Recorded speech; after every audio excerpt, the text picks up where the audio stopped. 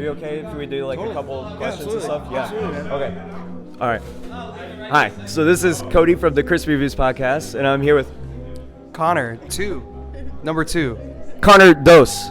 Yes. Okay. Snooper. From Snooper. Yes, Snooper. Egg punk band, right? Yeah. Among other things. Yeah. Or is it avant punk?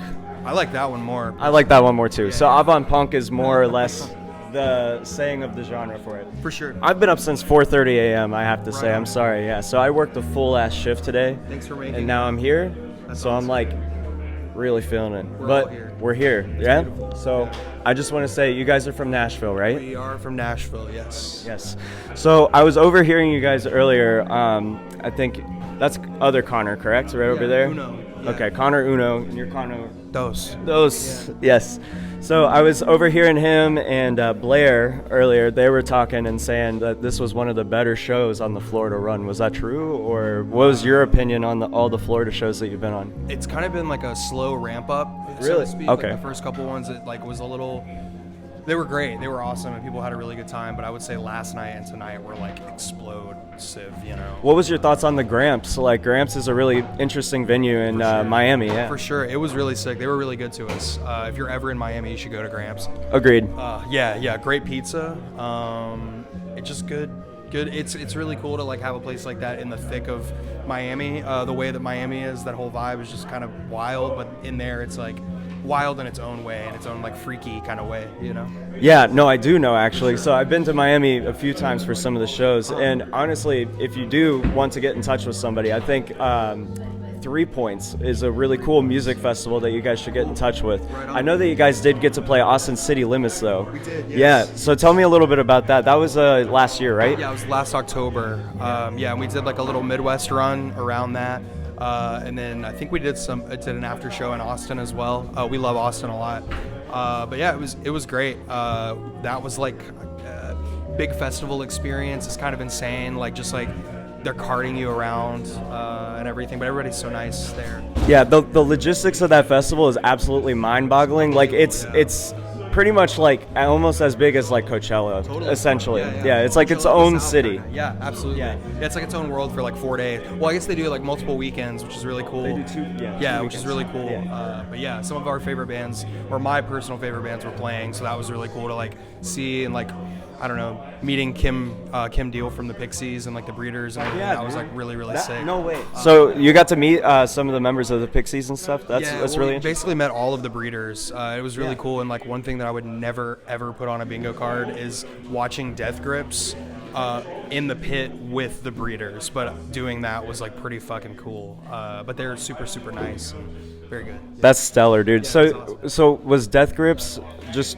We're ping ponging all over the Totally, place here. absolutely. So Death Grips, they were in your pit for your show, or was it? No. Well, if they were, I don't know about it, Yeah. but I don't think they were. No, they are really like secluded, and like they finish, they walk off stage. They wouldn't Oh, I let know. anybody watch side stage or anything like that. But yeah. Death Grips is very a lucrative kind of Indeed. band. Yeah, I got to see them here in Orlando last year. Mm-hmm. They played at the Vanguard, which is actually an EDM venue, which is That's sick. really Well, I'm fucking sure weird. That like served them well, you know.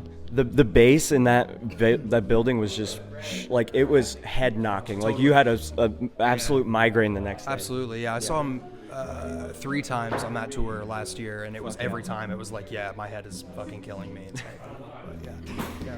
And MC Ride, he's pretty fucking insane, right? Like he's an awesome dude. Yeah, man. All 3 of them are insane in their own way. I think it's really cool. Though it's like they're really inspiring to all of us. That's one band that's like a common thread across the 5 of us, where we're just like this. Is the OCs another one of those bands? Because when I was listening here tonight, I got to see the OCs a few years back and stuff, and sitting here just now, like getting to see you guys play and everything, and I was watching Connor One and everything and what he was doing, and I was getting the vibe that this was very OCs-esque, and I was like, dude, this is awesome. I really like that. That's funny. I really like that band, like a lot. I don't know if anyone else in the band really likes them, but I love like that psych shit. Me too. But I'm sure that's like, there's a lot of things. There's like so much influence coming from like all kinds of directions, and I feel like, honestly, like I feel like that's probably like in there, like deep seated. You know what I mean? But yeah. 100%. I get that vibe, and I love that feeling, especially because how DIY and lo-fi it is, because you guys record everything on like a Tascam and stuff like that. Like I have one of those myself and stuff. Yeah. So how do you guys enjoy like doing that process and stuff? Have you done any like studio time or anything? Like well, like all of the first recordings, really all of the like initial recordings of every song are done on a Tascam at Connor and Blair's house, and then for like the record proper, it's recorded in a studio. Like we did the whole, I was not in the band yet, but they did the whole full LP at a studio in Nashville called the Bomb Shelter, so it gave it like a little bit more of a hi-fi sound, so to speak, and it's like cool to have that dichotomy of the two different recordings and everything. But that's the plan for the next record too, is to kind of write at home and everything, and then probably go to a studio and record. Just don't know where. Of course. I mean, you guys recently signed to Third Man Records as well, right? So that's really exciting, or are you guys not signed to them anymore? We are. We put out the first LP on Third Man, and I think that we're going to do the second one with them as well. Oh, that's amazing. Yeah, so I'm really curious, like, how did that even come about? Like, for that, I know that you guys are a Nashville local band, so did they, like, reach out to you, or were you guys working with them? I think we've all just, like, known people in their camp for a really long time. Connor 1 used to work there and, like, pack up orders. And our first drummer, Cam, shouts out Cam, if you're watching this, I love you so much. But he was like an order fulfillment guy for like fucking 12 years. He like really was like in there. Damn. So I think that helped, you know. Yeah. But yeah, everybody's so great over there. They take really good care of us, you know. Yeah. That's special. I really think really highly of Third Man Records because of like what they're doing with the vinyl scene as well. I know that Jack White is like really big on pushing like the industry into vinyl again and stuff, and making physical media a property for everybody to be able to sell. And I think it's super cool that, you know, he's reaching into these types of like categories of genres, you know, because you guys, I remember when I first heard your song, it was Running, and it came out like in 2019 on Bandcamp, and it was like a featured track for that year or something. Like it just popped up on my feed, and I was like, dude, this is a sound I have not heard. Like, it's got a nice buzz to it, and it kind of reminded me of like other little bands that have that kind of buzzy sound, but this one had a different energy to it. And I think what you guys bring is something really special and eclectic to the table. So I really think big things for Snooper is coming, especially for this new record. I'm very excited. You know, because I was going to wrap this up with this last question and say, you know, this is the last stop of the tour for you guys for the year, right? Last show of the year, number 108. 108 for the year? Golly. So, damn. I bring so many more questions to my mind, but holy shit, 108.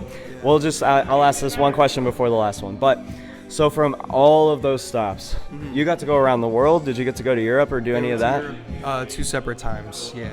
So, between the energies of America and Europe, which one gives you the best vibes? It really is like a total, like, it's like totally different over there. People like get into it in different ways. I think like in terms of like the highest energy, I do think like probably like Texas and like certain Northeast, like New York and like places in the Northeast, but like at the same time, like people in London, like Third Man has like a base in London, so we have a lot of friends over there, and they really like ride for us and really show out at the shows, which is awesome. But it's like I encourage anyone that can ever go over there and see music over there to do it, because it's like really, it's just so different. It's so different, and it's like it was really life changing, I think, for all of us to go over there, and like play over there. So was it your first time going over to London this year and everything too? We went to London for the first time in November of last year. Okay. But that was all of our first time playing music outside of the country. Nice. So. Wow, that's super special, man. I think it's great that you guys are branching out, and it's awesome knowing that there's so many other countries that like support the band and stuff. And you know, it's beyond, dude. I can't even imagine that feeling of knowing like how many people around the world are just all of a sudden supporting you, and you're able to go places. I still don't really know how to feel about it. It's like really, it's fucking awesome, but it's like never, I don't know, you know what I mean? Never thought it would happen. It's just really beautiful. You know? You almost have to like turn a blind eye to it and realize like, you know, it might be like a bright light shining in your rear view mirror, you know, right in your eyes, and you're like, oh shit, like that bright light. You just got to flip the mirror back. Block out that bright light and keep driving towards your future, you know? Totally. So I love that. That's a really good metaphor. Thank you. I appreciate that a lot. Okay, well, Connor 2, it's been Cody, And this is Connor too from Snooper. I don't know what you want me to say. You're beautiful, dude. That's all you said. Everything perfect. Awesome. Yep. And this is Crispy Reviews podcast. Thank you. Hell yeah. Thank you so much.